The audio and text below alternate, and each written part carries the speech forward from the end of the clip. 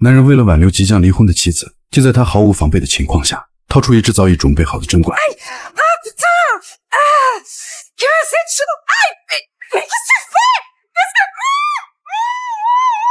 等妻子彻底晕倒在床，男人又把妻子双手绑了起来，就连嘴巴也被他缠得严严实实。可不管妻子如何拼命挣扎，男人也依旧不为所动，甚至内心萌生出了一个邪恶的想法。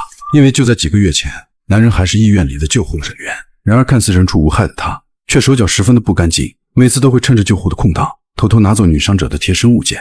如果遇到一些不值钱的，他就拿回家收藏起来，但如果是稍微值点钱的东西，那就转手卖掉赚外快。甚至他还荤素不忌，就连刚咽气的老太太也不放过。而他之所以有这种怪癖，都是源于他的精子成活率太低，与妻子结婚多年都没曾怀上过一个孩子。可他太过大男子主义，常常回避这个非常现实的问题。然而为了隐瞒妻子，竟把所有问题归结在妻子的身上，导致妻子既自卑又愧疚。可令妻子没想到的是，丈夫经常偷看她的聊天记录，甚至还会一字不差的全部看完。也就是因为常常查看里面的内容，才导致她有了莫名的危机感。由于常年道貌岸然的伪装自己，促使本就自卑的她开始日益变得更加变态。或许是上天为了惩罚她，竟然在一次执行抢救任务时，途中意外发生了一场车祸，导致男人从此只能与轮椅为伴，再也没有了站起来的机会，同时还因此失去了唯一的工作，只能每天傻傻地坐在家里，承受着内心痛苦的煎熬。这也导致养家的重担竟全部落在了妻子的肩上。可为了能多赚点钱，妻子不仅白天要去上班，晚上还得去图书馆攻读兽医学科。起初生活还勉强过得去，但男人在狂刷短视频的时候，竟无意间接触到了一款全方位的监视软件，这瞬间让男人打开了新世界。于是他将软件植入进妻子的手机，无论妻子手机里发出什么信息，他都可以通过笔记本实时查看，再也不用偷摸着看妻子的手机。如果说这是男人的大爱，那你就有点太看得起他了。虽然他的双腿已经彻底残废，但心思却特别的活跃。对待康复中心的女护士，时常都会说出各种赞美的话，然而护士却并不买账，让他凭自己的本事证明一切。可当他一回到家，就对妻子开始百般刁难，好像双腿残废的同时，双手也变得毫无用武之地，唯独只有嘴巴用起来尖酸刻薄，时常说出一些恶毒的话。可当得知妻子已经成功完成学科，并且准备辞职掉现在的工作，去宠物店当个实习医生时，他立马开始质问妻子。¿Quieres dejar el trabajo por unas prácticas y no sabes de qué vamos a vivir? Yo no puedo con todo. No, dime, ¿de qué vamos a vivir? ¿De mi pensión de mierda de invalidez? No te das cuenta de todo lo que hago por ti. ¿De lo que tú haces por mí? ¿Y de lo que yo he hecho por ti todos estos años? 这让妻子哑口无言。难道夫妻之间就不应该相互扶持吗？瞬间气的妻子转身就走，毅然决然的要去实习。这也让男人感到莫大的无视感。但还好他有监视软件的加持，让他第一时间能得到妻子情况，仿佛妻子所有的行踪都被他完全掌控。怎料这天半夜，自己的伤口突然剧痛起来，他赶忙给妻子打去电话，结果等来的却是无法接通，这让男人十分的生气，只能坐着轮椅来到厨房，取下妻子准备好的备用止痛片。可等他把药吃完，心中却想到一个借题发挥的恶毒念头，于是把剩下的药片全部藏了起来，然后端坐在客厅等待妻子。怎料妻子上完夜班后，并没有第一时间把目光落在他的身上，而是热情地和邻居家的狗打起了招呼，仿佛身为丈夫的他还不如一条狗备受妻子的关注。于是他开始质问妻子，为什么昨晚电话会一直关机。 Se me ha acabado la batería. Tengo mucho dolor y me has dejado el bote de calmantes vacío.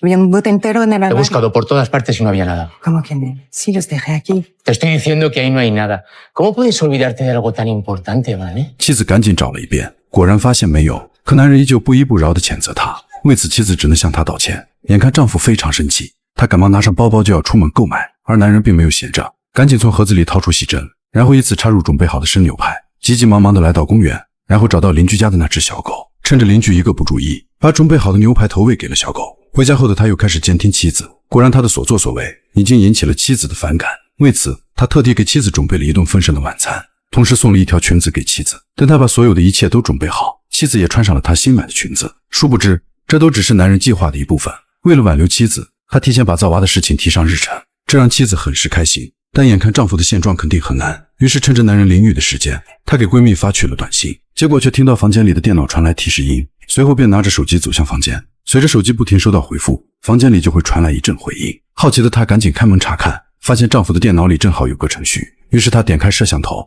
看到的竟然是自己的大腿。不敢相信的她拿起手机，竟发现正是同步了自己的手机，这让妻子瞬间后背发凉。没想到丈夫一直都在监视自己，她赶忙收拾行李，打算快点离开这个危险的男人。与此同时，男人在浴室里寻求帮助，却迟迟没有等到妻子的回应，于是赶忙推开浴室的门，竟然发现房间里一片狼藉，仅剩那件刚买的粉色连衣裙，这让他顿感不妙，慌忙地跑进房间查看电脑，果然一切都已经晚了，可面对已经无法挽回的局面，男人却依旧不肯罢休。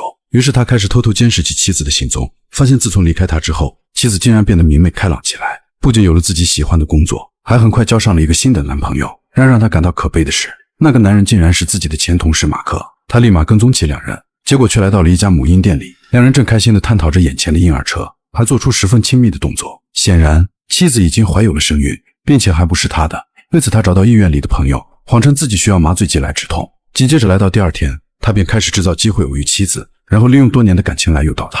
然而妻子并非对他毫无感情，主动要将他送到楼下。可刚到楼下，男人竟然还不甘心，谎称自己找到了妻子的护照，让他回到家里直接取走。然而就在妻子弯腰寻找时，男人却举起了针管。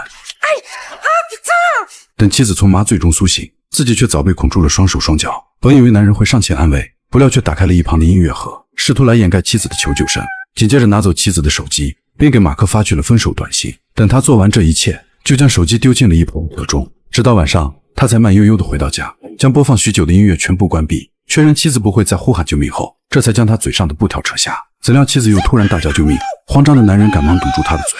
在妻子彻底无法发出声响，他从抽屉里掏出麻醉剂，又给他来上了一针。怎料男人刚出门就遇到了寻找妻子的马克，他渴望从男人这里找到妻子，可男人怎么会告诉他真相？于是谎称自己很久都没有看到妻子，并且对妻子的行踪一无所知，这才将焦急的马克打发。直到第二天，妻子醒来后发现自己已经被男人全部解绑，可刚想起身，却发现双腿不听使唤。¿Qué me has hecho?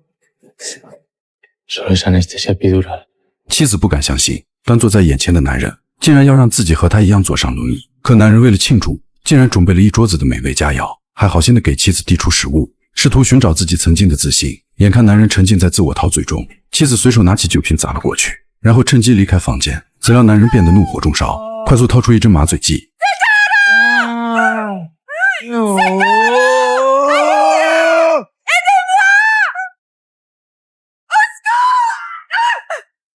很快妻子就陷入昏迷，但嘈杂的声音引来了邻居老头。男人开门准备打发他，可老头却不依不饶的要进去查看。眼看无法摆脱老头的纠缠，男人只好让他进到屋内查看。可刚看到妻子躺在地上，身后的男人一刀刺进他的腰子，在老头倒下的同时，他又顺便补上了几刀，这才解决了眼前的最大麻烦。紧接着他又找来黑社会，拿出一大把钱拖走老头尸体。很快警察就找上了门，本以为是对老头的事情进行盘问，结果却询问前妻的失踪案。原来是焦急的马克报了警，作为前夫，男人就成了第一嫌疑人。然而警察对他却不屑一顾，显然一个坐着轮椅的残疾人怎么可能拐走一个活生生的女人？随后便对他打消了怀疑。可警察刚离开不久，男人就从妻子的包里翻出钥匙，然后潜入到马克的家里，趁着马克上厕所的时间，拉开浴帘就来上一针。